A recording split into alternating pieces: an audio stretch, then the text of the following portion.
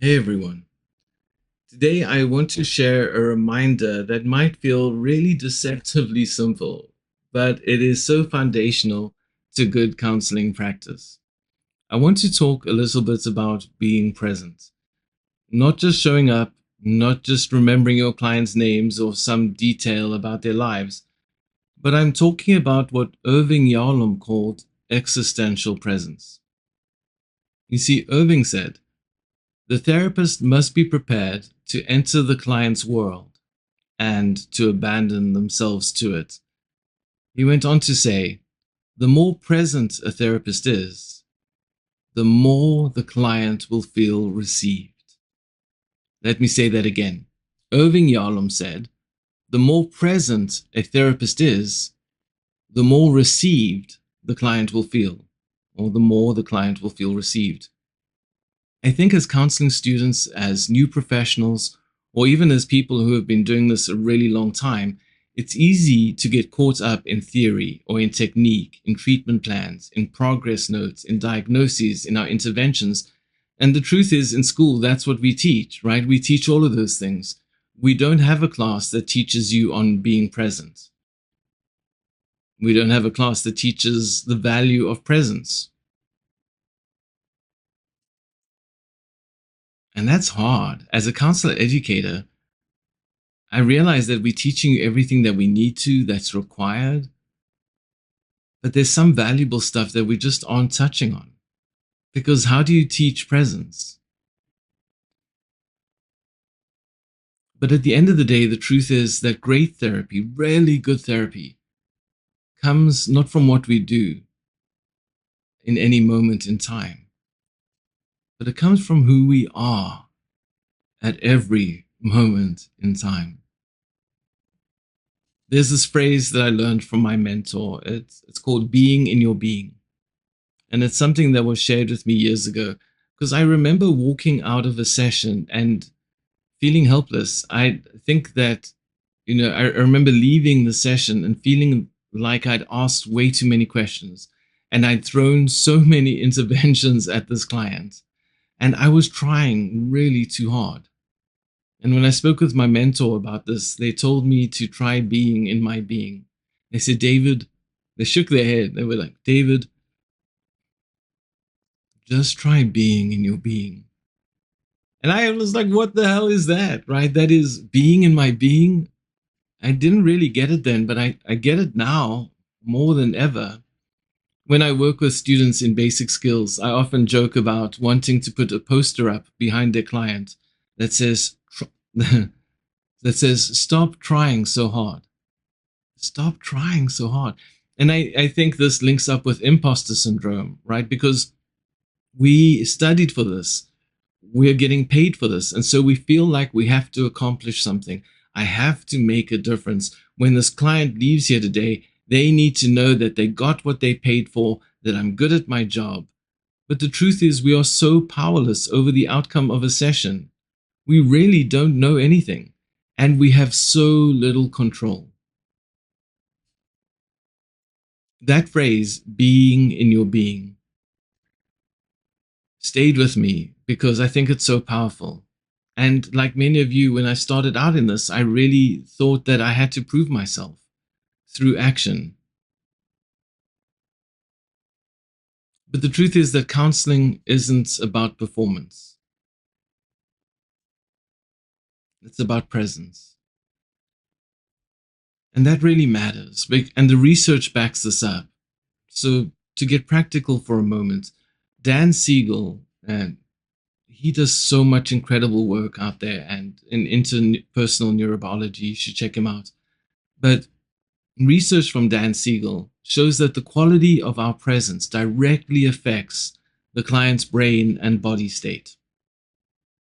When we are calm, attuned, open, it helps the client regulate their own nervous system. This is called co-regulation. When we are calm, attuned, present, the client regulates their own nervous system based on how we are being present. Carl Rogers said something similar to this decades ago. Um, He said, when I am my best as a counselor, this is Carl Rogers, the father of person-centered therapy, said this. When I am as my best, when I am at my best as a counselor, I find myself simply being a companion to my client. I find myself responding as a person and not as a professional trying to fix them. Wow. So, how do we learn that type of presence? Can we teach presence?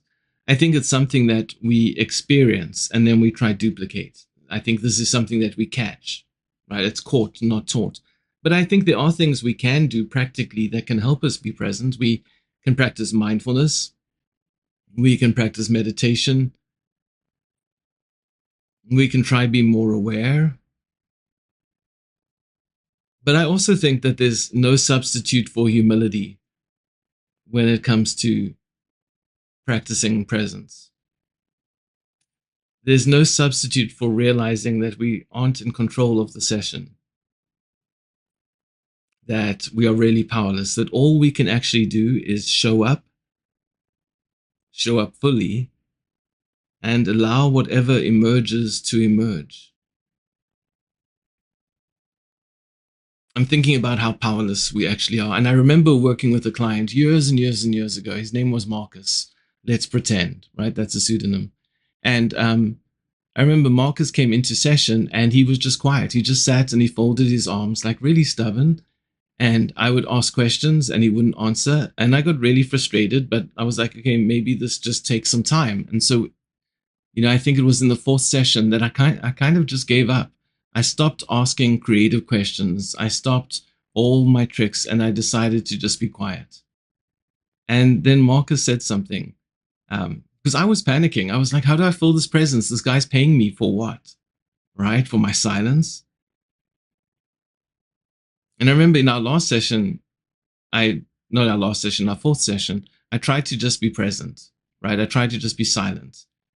And Marcus finally said something. He said, everybody tries to get me to talk. You're the first person who was just here with me. I would love to say that it was from that moment on that my life changed and I realized that the answer to good therapy is presence and quietness and silence. I didn't, and I still haven't learned that lesson, but I'm learning it more and more, and it's something that I'm aiming for. Research in psychotherapy suggests that silence isn't the absence of speech, but silence is presence in and of itself. There was a 2022 meta-analysis, and it found that clients often experience intentional silence as more helpful than immediate problem solving.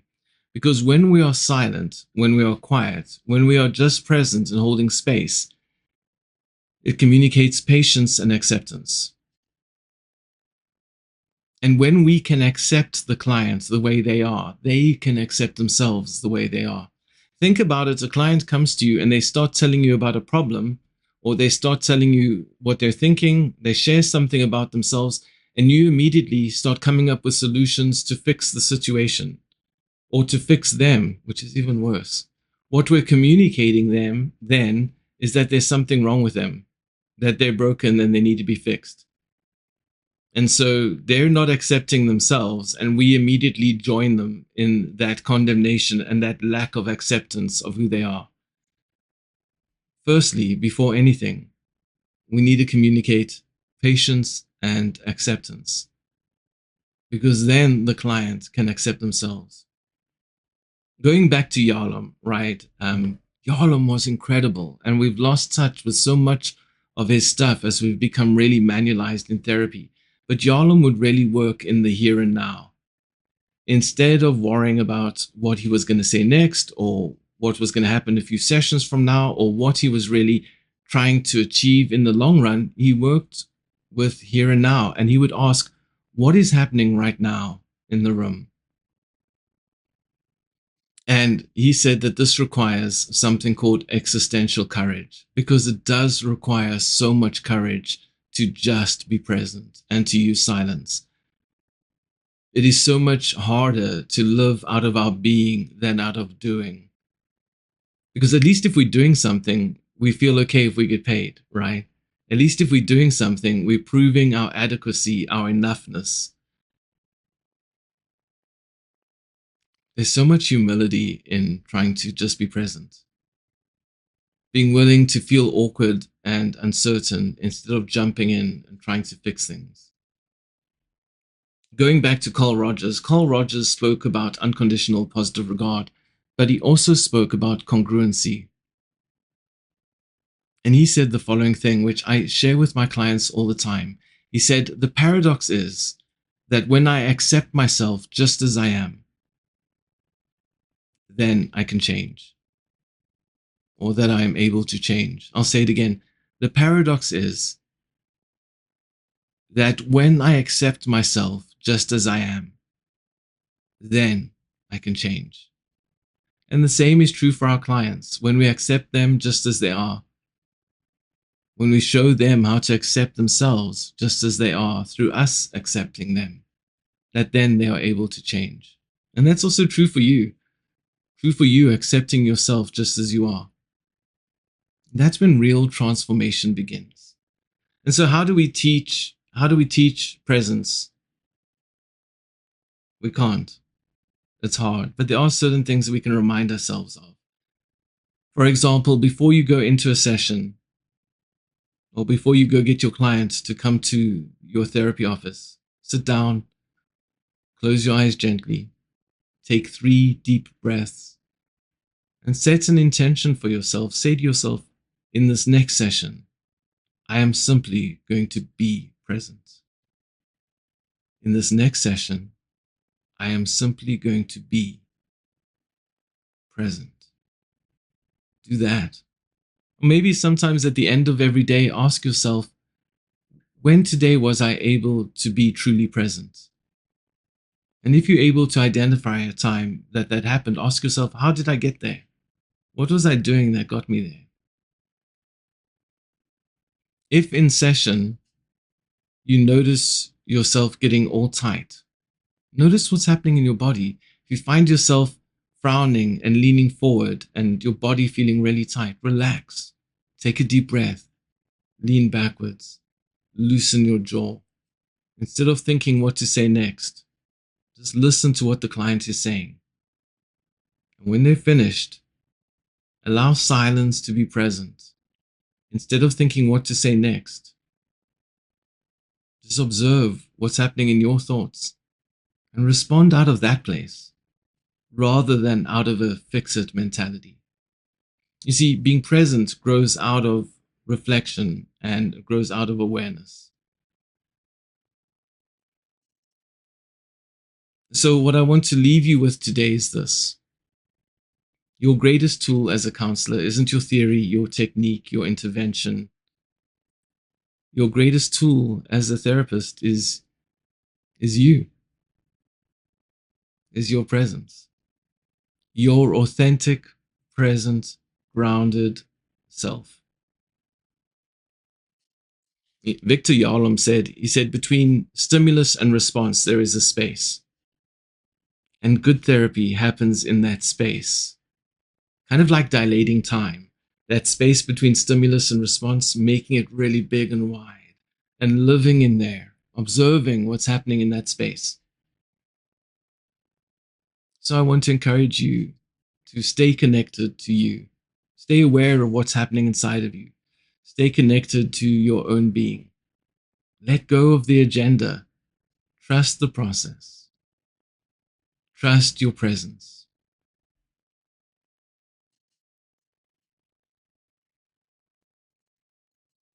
Yalom said in one of his books, he says, remember that in therapy, it is the relationship that heals, not the technique, not the intervention.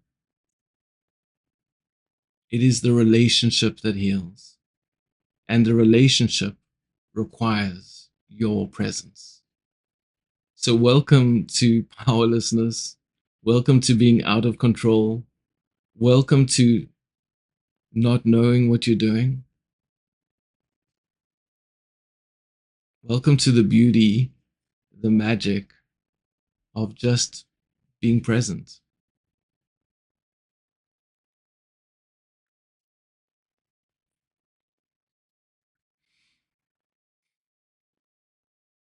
Thank you for listening.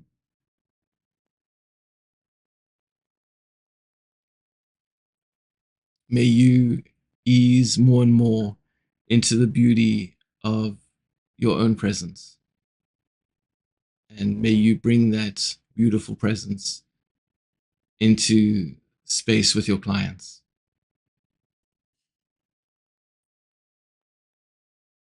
That's it. I hope this was beneficial on some level.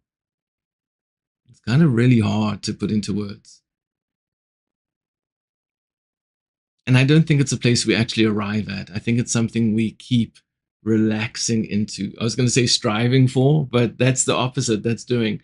I think it's something that we let go of and relax into. Okay. May you be well.